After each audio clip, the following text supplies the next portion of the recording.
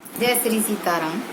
श्री राम जी के नाम की व्याख्या तुलसीदास जी ने की है कि एक छत्र एक मुकुट मणि सब वर्णन पर जो, ओ तुलसी रघुवर नाम को वरण विराजत दो।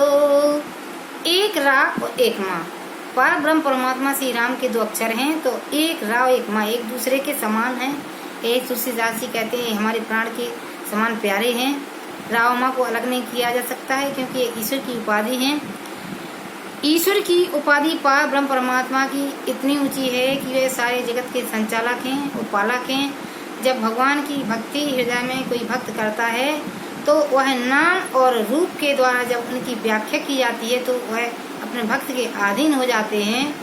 और आवत हृदय स्नेह विशेष से, और जैसे ही स्नेह से प्रेम से जब भक्त उनको पकड़ता है तो जहाँ भगवान के राम का गुणगान किया जाता है तो भगवान वहाँ पर आकर के अपने भक्त के हृदय में उपस्थित हो जाते हैं।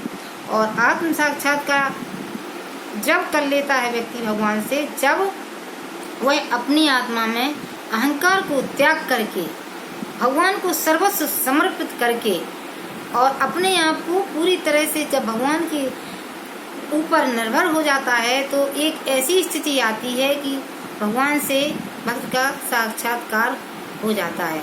लेकिन यदि व्यक्ति अहंकार को नहीं त्यागता है तो वह चाहे वेद पढ़े, चाहे शास्त्र पढ़े, चाहे पुराण पढ़े, चाहे कितनी भी वह भक्ति करे, यदि उसकी अहंकार का त्याग नहीं हुआ है तो वह साक्षात्कार नहीं कर सकता है।